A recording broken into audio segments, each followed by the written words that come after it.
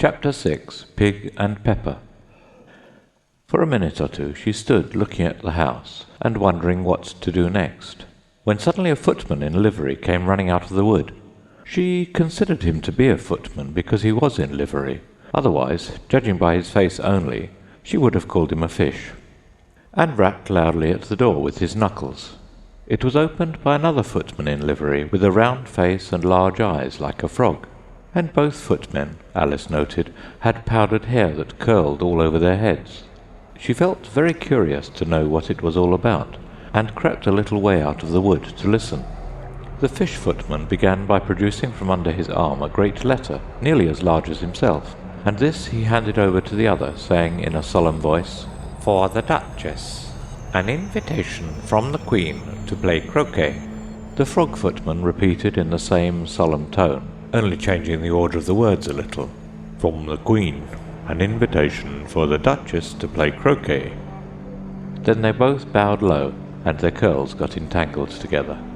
Alice laughed so much at this that she had to run back into the wood for fear of their hearing her, and when she next peeped out, the fish footman was gone, and the other was sitting on the ground near the door, staring stupidly up into the sky. Alice went timidly up to the door and knocked. "There's no sort of use in knocking," said the footman. "First, because I'm on the same side of the door as you are.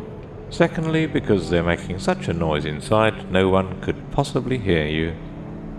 And certainly there was a most extraordinary noise going on within, a constant howling and sneezing, and every now and then a great crash as if a dish or kettle had been broken to pieces. "Please, then," said Alice, "how am I to get in?" "There might be some sense in your knocking," the footman went on without attending to her, "if we had the door between us. For instance, if you were inside, you might knock and I could let you out, you know." He was looking up into the sky all the time he was speaking, and this Alice thought decidedly uncivil. "But perhaps he can't help it," she said to herself. "His eyes are so very nearly at the top of his head. But at any rate he might answer questions. How am I to get in?" she repeated aloud. "I shall sit here," the footman remarked, "till tomorrow." At this moment the door of the house opened, and a large plate came skimming out, straight at the footman's head. It just grazed his nose and broke to pieces against one of the trees behind him. "Or next day, maybe," the footman continued in the same tone, exactly as if nothing had happened. "How am I to get in?" asked Alice again, in a louder tone. "Are you to get in at all?" said the footman. "That's the first question, you know." It was, no doubt, only Alice did not like to be told so. "It's really dreadful," she muttered to herself, "the way all the creatures argue. It's enough to drive one crazy." The footman seemed to think this a good opportunity for repeating his remark, with variations. "I shall sit here," he said, "on and off for days and days." "But what am I to do?" said Alice. "Anything you like," said the footman, and began whistling. "Oh, there's no use in talking to him," said Alice desperately. "He's perfectly idiotic." And she opened the door and went in. The door led right into a large kitchen, which was full of smoke from one end to the other. The Duchess was sitting on a three-legged stool in the middle, nursing a baby. The cook was leaning over the fire, stirring a large cauldron, which seemed to be full of soup.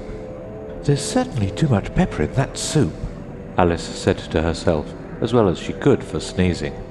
There was certainly too much of it in the air. Even the Duchess sneezed occasionally, and as for the baby, it was sneezing and howling alternately without a moment's pause. The only things in the kitchen that did not sneeze were the cook and a large cat, which was sitting on the hearth and grinning from ear to ear.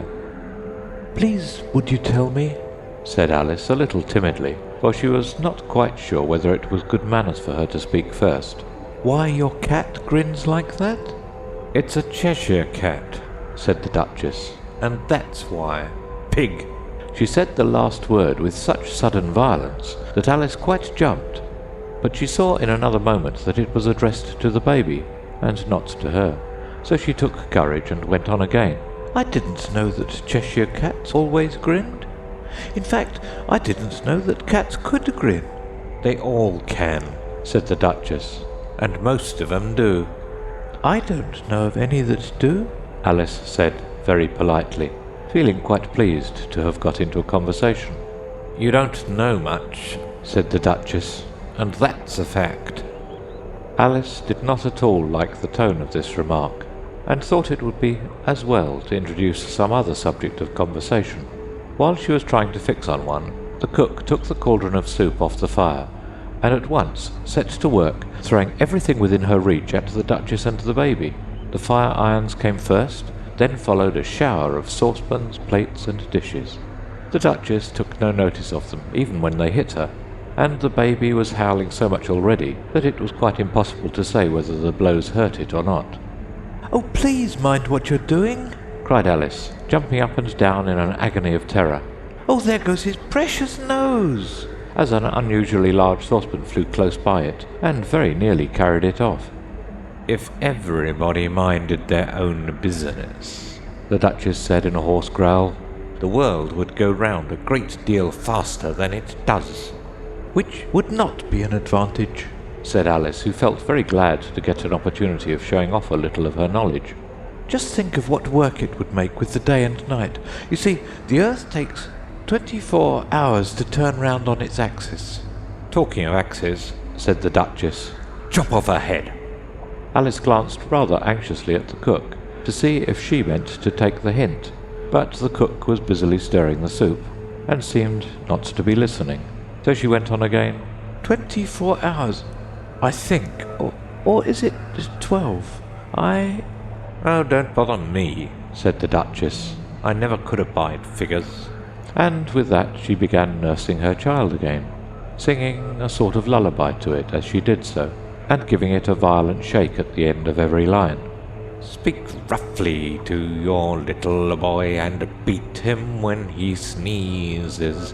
He only does it to annoy, because he knows it teases." Chorus, in which the cook and the baby joined. "Wow, wow, wow." While the Duchess sang the second verse of the song, she kept tossing the baby violently up and down, and the poor little thing howled so that Alice could hardly hear the words. "I speak severely to my boy, I beat him when he sneezes, for he can thoroughly enjoy the pepper when he pleases." Chorus. "Wow, wow, wow. Here, you may nurse it a bit if you like," the Duchess said to Alice, flinging the baby at her as she spoke. "I must go and get ready to play croquet with the Queen." And she hurried out of the room. The cook threw a frying pan after her as she went out, but it just missed her. Alice caught the baby with some difficulty, as it was a queer-shaped little creature, and held out its arms and legs in all directions. "Just like a starfish," thought Alice. The poor little thing was snorting like a steam engine when she caught it, and kept doubling itself up and straightening itself out again, so that altogether for the first minute or two it was as much as she could do to hold it. As soon as she had made out the proper way of nursing it, which was to twist it up into a sort of knot and then keep tight hold of its right ear and left foot so as to prevent its undoing itself, she carried it out into the open air. "If I don't take this child away with me," thought Alice, "they're sure to kill it in a day or two. Wouldn't it be murder to leave it behind?" She said the last words out loud, and the little thing grunted in reply. It had left off sneezing by this time. "Don't grunt," said Alice. "That's not at all a proper way of expressing yourself." The baby grunted again, and Alice looked very anxiously into its face to see what was the matter with it. There could be no doubt that it had a very turn-up nose, much more like a snout than a real nose. Also, its eyes were getting extremely small for a baby. Altogether, Alice did not like the look of the thing at all. But perhaps it was only sobbing, she thought, and looked into its eyes again to see if there were any tears. No, there were no tears. "If you're going to turn into a pig, my dear," said Alice seriously, "I'll have nothing more to do with you. Mind now." The poor little thing sobbed again, or grunted, it was impossible to say which, and they went on for some while in silence. Alice was just beginning to think to herself, "Now what am I to do with this creature when I get it home?" when it grunted again so violently that she looked down into its face in some alarm. This time there could be no mistake about it. It was neither more nor less than a pig, and she felt that it would be quite absurd for her to carry it further. So she set the little creature down and felt quite relieved to see it trot away quietly into the wood. "If it had grown up," she said to herself, "it would have made a dreadfully ugly child, but it makes rather a handsome pig, I think."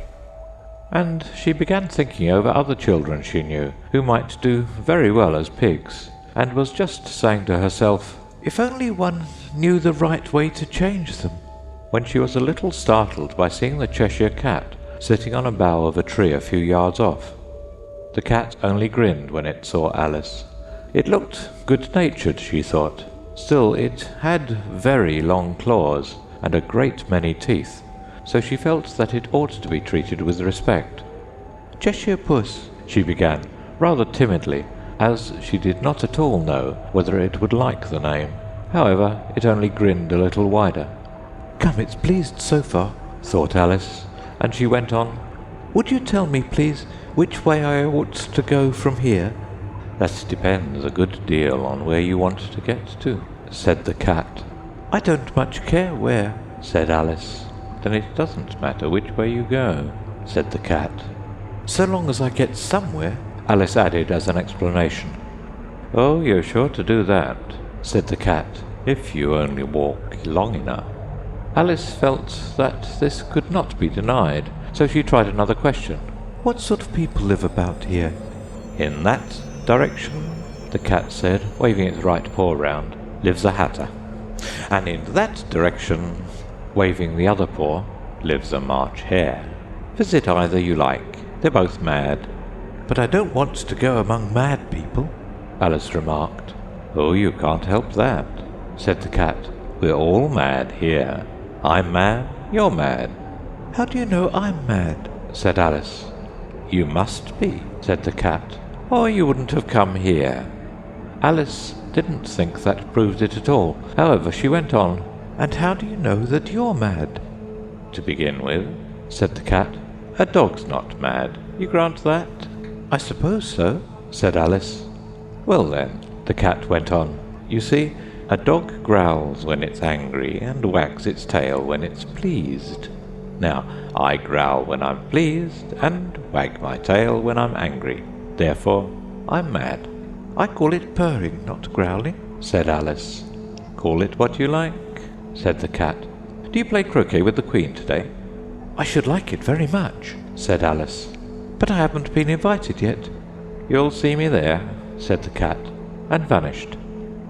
Alice was not much surprised at this. She was getting so used to queer things happening. While she was looking at the place where it had been, it suddenly appeared again. "By the by, what became of the baby?" said the cat. "I'd nearly forgotten to ask."